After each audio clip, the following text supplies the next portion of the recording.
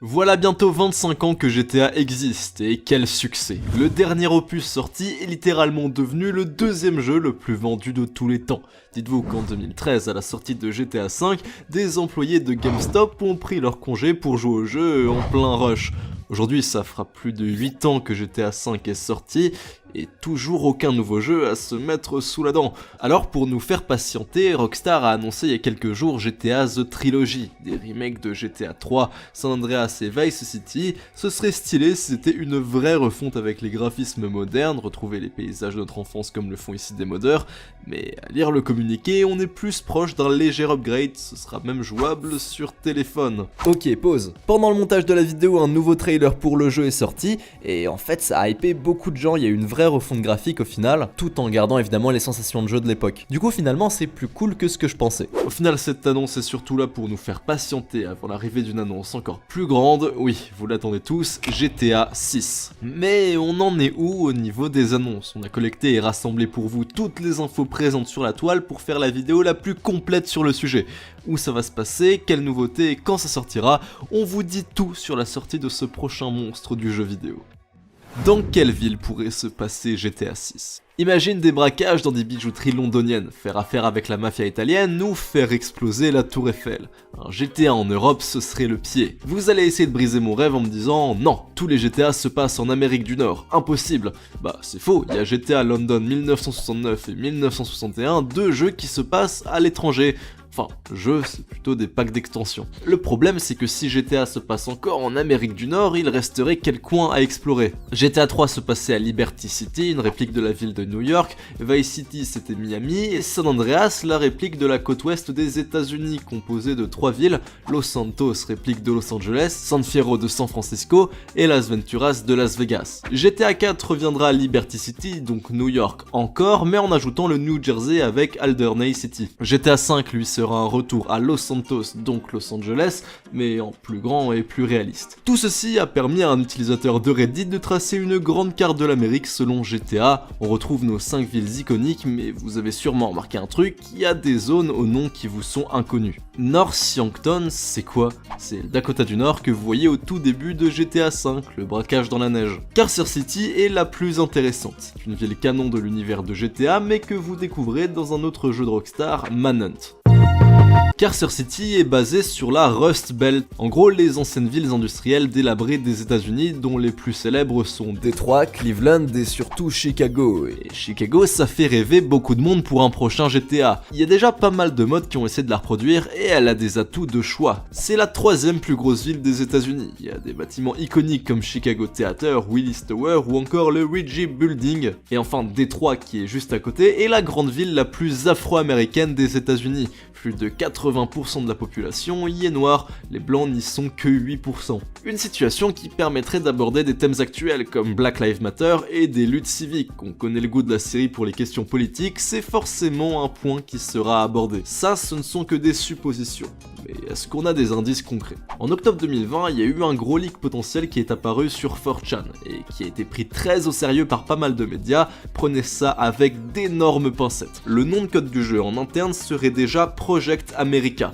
Il y aurait 2 héros jouables, un homme Ricardo et une femme très intelligente. On traverserait 2 grandes villes, une en Amérique du Sud et un retour à Vice City, ce qui suivrait totalement la logique de la série. Rappelez-vous, les 3 jeux du début des années 2000, il n'y a que Vice City qu'on n'a pas revisité. Bon, malheureusement, il y a pas mal de chances que tout ça soit fake. Un game designer a analysé la carte leakée et plein de choses ne vont pas. Pas d'échangeur autoroutier, pas de zone portuaire, pas de cours d'eau, c'est du travail d'amateur. Ceci dit, un autre leak est apparu plus tard, beaucoup plus détaillé, avec une vidéo de la carte du jeu, et c'est toujours Vice City, si j'en crois le travail de ce redditeur, ça s'annoncerait gigantesque. Regardez la comparaison à l'échelle avec Los Santos. Bien sûr, encore une fois, le fake-o-mètre monte à 99%. En termes d'époque, on serait dans les années 70-80 avec de gros sujets de société, l'apparition du sida, le communisme, Cuba et surtout l'âge d'or des cartels colombiens avec Medellín et Pablo Escobar. On pourrait également vivre les luttes contre le racisme et la ségrégation raciale, à l'époque on était à la limite de la guerre civile.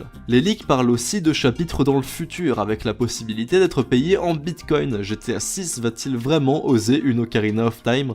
Quels sont les indices déjà découverts de GTA 6? Impossible pour un jeu aussi gros de garder tous ses secrets, on trouve forcément des traces du développement dans l'activité de l'entreprise. Par exemple, dans les brevets déposés par Rockstar, ils ont protégé de nouvelles technologies concernant la façon dont les PNJ réagissent au trafic, en changeant leur itinéraire en cas d'accident. En gros, on aurait une meilleure osmose avec des PNJ plus vivants et moins robotiques. Un autre brevet assez flou qui fait référence à une éventuelle transformation de l'environnement dans un ou plusieurs quartiers en fonction du temps avec des engins de construction. Pas plus d'infos pour celui-ci, on peut imaginer qu'on pourrait aménager tout un quartier immobilier ou peut-être un centre commercial qui nous appartiendrait dans le jeu. Enfin, un troisième brevet qui indiquerait que GTA 6 Online aurait des serveurs dédiés, et ce en peer-to-peer. Toutes les machines des joueurs sont connectées et s'envoient des infos entre elles. Du coup, ça c'est très probable que ce soit intégré au jeu. Les offres d'emploi sont aussi des sources intéressantes d'informations. En février 2021, Rockstar cherchait à embaucher un expert en capture de jeux cinématiques. En gros, quelqu'un qui sait faire des trailers, autant vous dire que ça, c'est très excitant. En plus de ça, Rockstar a annoncé en mai dernier qu'il serait déjà à la recherche de bêta-testeurs pour le jeu, alors on pourrait croire que ça veut dire qu'il est presque fini. Calmons nos ardeurs, à vrai dire, un jeu Rockstar s'est souvent testé pendant plusieurs années avant sa sortie. De plus, pour vous montrer que le jeu est loin d'être fini, il y a à peine une semaine, Rockstar annonce rechercher quelqu'un pour s'occuper des effets visuels du jeu. Mais l'histoire la plus folle, c'est concernant celle des acteurs du jeu. Plusieurs erreurs volontaires ou non ont permis de connaître les gens qui ont participé au projet. George Conceijo, lui, il y a eu un leak qui a fait beaucoup de bruit en 2018 qui révélerait qu'il jouerait un personnage dans GTA 6 appelé à ce jour le Mexicain. Le même jour, il tweet sans démentir en avouant un demi-mot qu'effectivement il travaille sur un projet secret et qu'il ne peut rien dire. On a également Team Nef qui a carrément tout fait fuiter sur son profil IMDb en 2017 en ajoutant la mention GTA 6 à la liste de ses projets en cours, avant d'effacer ça dans les 24 heures et en démentant tout que c'était une erreur. Ouais, elle est fatiguée sa défense. Et en 2020, il poste cette photo sur Insta sans plus de précision, indiquant pour beaucoup que ouais, Rockstar a commencé le motion capture de certains personnages. Enfin, dernier indice, les easter eggs glissés par-ci par-là. En 2020, le Twitter de Rockstar a publié un étrange mystérieux trailer pour GTA Online. Dans celui-ci, on peut lire des coordonnées GPS et quand on les tape sur Google Maps, on se retrouve sur une route paumée de Virginie. Alors des gens sont allés voir et n'ont rien trouvé. Par contre, regardez la route, c'est pas carrément un 6 en chiffres romains? Et puis sur Red Dead Redemption 2, un joueur a découvert une étrange lettre écrite par le cardinal Blanco au père Rodolfo. Ça raconte une histoire random, mais qui prend tout son sens si on la considère comme un indice pour GTA 6. Et si les deux personnages étaient la représentation des deux frères fondateurs de Rockstar, Blanco demande à Rodolfo de ne pas voyager à l'est, genre vers Miami, et de rester en Californie. Est-ce que ça veut dire qu'entre San Andreas et Vice City, il y a eu un gros débat entre les deux frères? Comment l'annonce de GTA 6 pourrait se faire? Les trailers d'annonce de GTA, c'est toujours quelque chose. Celui du 4 et du 5 était très contemplatif, on voyait des paysages, des voitures, ça nous laissait s'imaginer plein de belles aventures. C'était moins vrai pour les GTA 3, beaucoup plus nerveux, avec un max d'action et de violence. Bah ouais, ça choquait et ça faisait vendre à l'époque.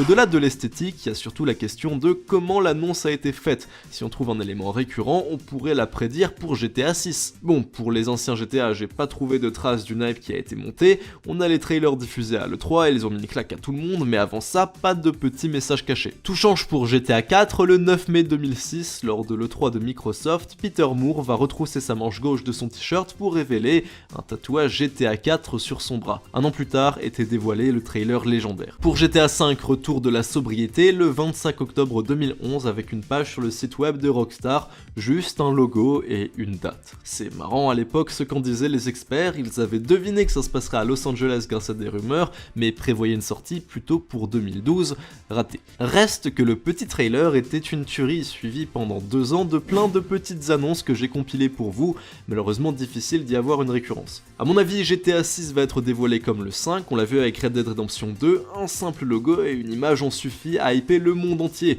Un jour vous allez vous réveiller et le logo de GTA 6 sera en ligne et vous saurez que votre vie de gamer ne sera plus jamais la même. Quelle serait la date de sortie possible pour GTA 6? Vous allez devoir recalibrer vos attentes, a déclaré Sam Houser, le président de Rockstar Games en 2021. Oui, c'est officiel, le jeu est en cours, mais vu son message, c'est pas très rassurant sur l'état de l'avancement. Pourtant, ça fait presque 8 ans qu'on attend, si j'en crois la chronologie, la plus longue attente entre deux jeux GTA, c'est 7 ans, et il y a eu plein d'autres jeux entre les deux. Alors ok, il y a eu le Covid qui a paralysé le monde pendant un an, il y a eu les mises à jour régulières de GTA Online, et il y a eu la sortie de Red Dead Redemption 2, qui a épuisé les équipes avec un gros scandale sur le crunch, on parle de semaines de 100 heures pour les développeurs du jeu, presque 3 fois la durée légale du temps de travail. Du coup, aujourd'hui, ni les employés ni les joueurs n'acceptent plus ça, suffit de voir récemment le fiasco de Cyberpunk 2077. Ceci dit, c'est pas la première fois que l'agenda chez Rockstar est aussi chargé. Entre GTA 4 et GTA 5, on compte 3 grosses annonces. Selon la chaîne Rockstar Mag, GTA 6 serait en développement depuis 2017 avec une équipe dédiée qui ne bosse pas sur d'autres jeux. Les premières rumeurs tablaient sur une annonce pour 2021 avec une sortie en 2024, aujourd'hui on table plutôt sur du 2022 avec sortie en 2025. Ouais, va falloir encore attendre. À mon avis, le développement du jeu est très avancé, mais à quoi ça sert de sortir ça maintenant alors qu'il y a une pénurie mondiale de PlayStation 5 et de cartes graphiques? Imaginez le bordel d'une annonce là, maintenant tout de suite, ce serait la guerre. Il est très probable que Rockstar attende juste le moment opportun pour sortir sa bombe atomique qui ne manquera sûrement pas de marquer l'histoire du jeu vidéo.